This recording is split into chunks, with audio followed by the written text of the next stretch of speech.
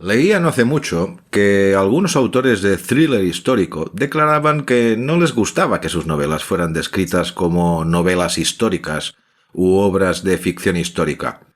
Según estos, el término de ficción histórica podría tener connotaciones negativas para algunos lectores. Ya sabéis que a menudo circula por ahí la leyenda lectora, me imagino, entre lectores poco experimentados, de que con la novela histórica uno podría esperarse una pieza de época soporífera y densa, en lugar de una historia vibrante y atractiva. Por eso, puestas así las cosas, la novela que hoy os traigo, 1793, debería llamarse un thriller histórico, supongo. Esté uno de acuerdo o no, es cierto que uno de los mayores desafíos a los que se enfrentan los escritores inspirados en el pasado es cómo darle a ese contexto histórico una inmediatez y autenticidad que pueda cautivar la imaginación del lector contemporáneo.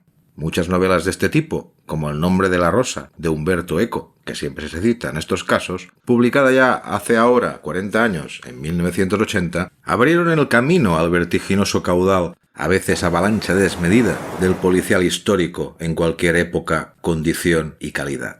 Sin embargo, permitidme que lo exprese en voz alta. Un buen porcentaje de ellas no cumplen con las expectativas de aunar satisfactoriamente las cualidades de un buen thriller y una buena ambientación de época.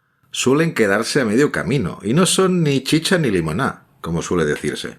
Si estáis ahí conmigo y os pica la curiosidad, arrancamos. Bienvenidos al canal Leo Leukim, yo soy Miquel y para hoy os traigo como a podcasting literario la reseña de una novela, 1793, del autor sueco Niklas Natt och Dag, un thriller histórico. Pero antes de todo, unos previos a modo de avanzadilla editorial. Una cosa interesante a señalar es que se trata del libro debut, es el primer libro de este autor sueco, con apellidos más propios de un héroe celta o picto a lo Robert Erwin Howard, el autor de Conan el Bárbaro, como Bran Mark Morn, Cormac MacArt. En este caso, Natt och Dag, que en nórdico significa algo así como noche y día. La novela fue publicada originalmente era un par de años en Suecia como 1793, luego traducida al inglés con el título The Wolf and the Watchman, finalmente editada en España conservando el título original de 1793. Por una vez somos más coherentes que los británicos.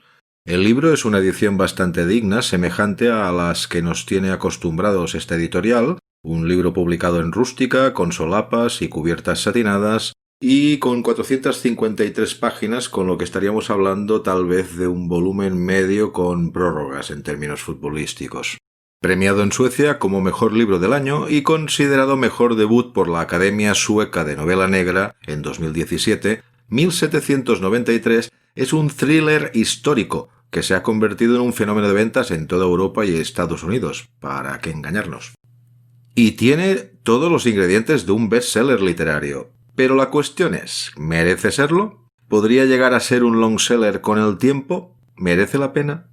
El marco argumental es Estocolmo, a finales del siglo XVIII. Europa todavía está asombrada por los acontecimientos revolucionarios en Francia.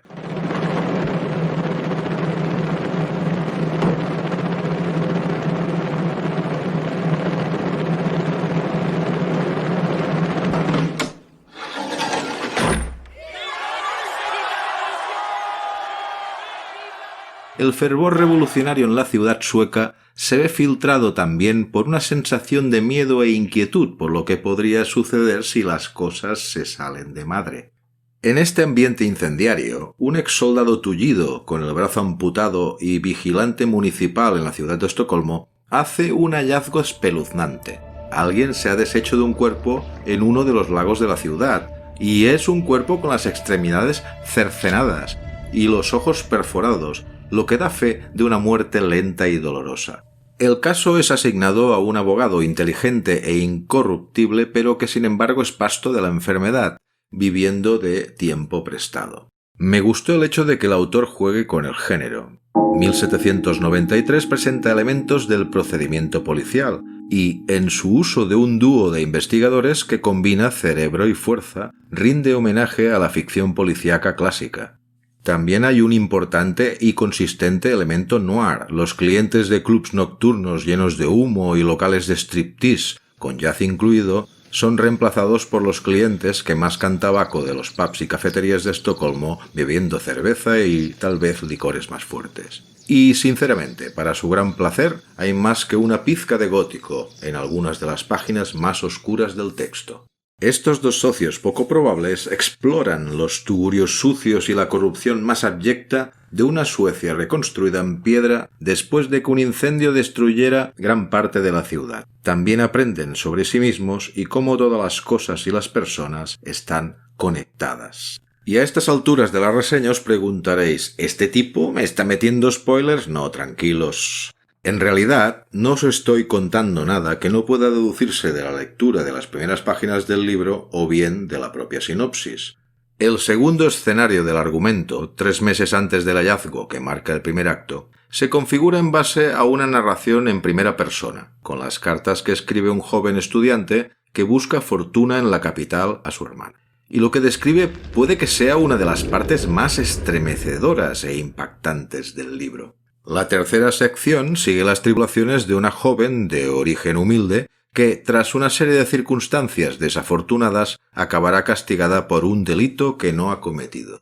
Aparentemente son historias inconexas, pero el azar o el destino hará que se encuentren en distintos momentos y enlacen sus vidas alrededor de la historia principal, la cuarta y última sección que retoma el hilo argumental del primer acto.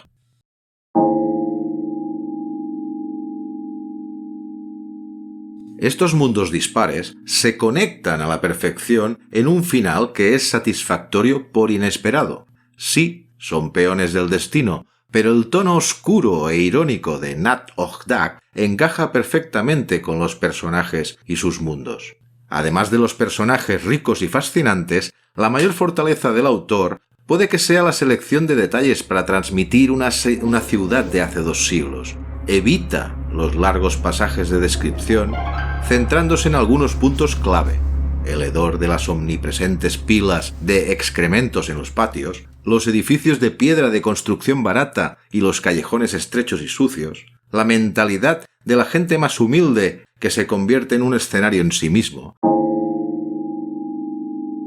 Entonces, ¿por qué 1793 es una buena ficción histórica a la par de un buen thriller? En primer lugar, el escenario no es un mero apéndice de la historia. Las creencias, los ideales y la forma de vida de la época alimentan tanto la trama como las motivaciones y los procesos de pensamiento de los personajes.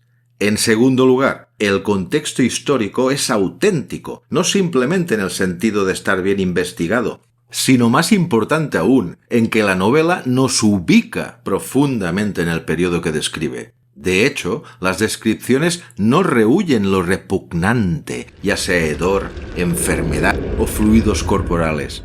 A este respecto, conviene hacer una advertencia para los lectores más remilgados. La novela puede ser muy gráfica, puede ser oscura, muy sombría. Sí, puede que sí, algunos lectores se sentirán tocados, zozobrados, incluso asqueados después de terminar 1793, de la forma en que uno se sentiría si solo mirara las partes de Ramsay Bolton de Game of Thrones. Lo que justifica a la novela de lo mostrado explícitamente terrible son las lecciones que ofrece sobre la justicia. En resumen, es una novela muy bien escrita, con una estructura que ofrece al lector una trama absorbente, cruda y truculenta e intrigante, que trata sobre la maldad y la psicología del crimen y del criminal. Este libro es para ti si eres fan de libros como El alienista de Caleb Carr, que no la deleznable serie de televisión, o El silencio de los corderos de Thomas Harris. Tal vez saboreaste la lectura de La chica de al lado de Jack Ketchum, ¿o eres un incondicional de los libros de Ray Donald Pollock en su realismo crudo y sórdido? ¿Te imaginas que tu placer por esos libros aumentaría si sus narrativas se lanzaran en paracaídas al Estocolmo de finales del siglo XVIII? ¿Serían los piojos, los orinales, las amputaciones amateurs, la carne podrida y el frío punzante las especias literarias para hacer su entrada de lectura más deliciosa? Este es un aperitivo de 1793 de Niklas Nat Ogdak para poner a prueba tu paladar. Si te ha gustado la reseña, dale al like, incluso mejor, haz un comentario y mucho más allá, suscríbete por favor. Hasta la próxima cita, el siguiente podcasting literario. Y sobre todo, leed, malditos.